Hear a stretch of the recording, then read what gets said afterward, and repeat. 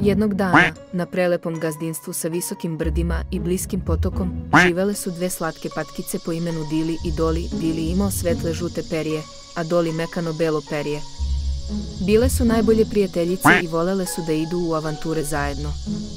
Svako jutro, kada se sunce budilo gazdinstvo, Dili i Doli bi se napunili uzbuđenjem i napustili svoj gnezdo udobno. Mašući krilcima i kvakućući srećno, išli su u istraživanje. Prva stanica im je bilo uvek jezero, gde su sretali svoje prijatelje Kvakija i Vadlesa. Zajedno su se prskali i igrali, goneći ribu i imajući mnogo zabave. Nakon toga išli su na polja da pomognu farmeru.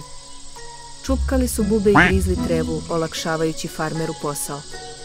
Zatim su posetili voćnjak, gde su drveta bila puna ukusnih jabuka. Birali su najsokalje i uživali u svom voćnom piru. Jednog dana čuli su buču u voćnjaku i našli izgubljenog jagnjenja. Izgledalo je uplašeno, pa su ga Dili i Doli nežno povele nazad do dvorišta gazdinstva. Kada je sunce zalzilo, Dili i Doli su se vratile u svoje gnezdo, osjećajući se srećno i ponosno. Zagrlili su se, sanjajući o još avantura koje će doći. A gazdinstvo je šapatilo svoju zahvalnost za njihovu hrabrost i ljubaznost.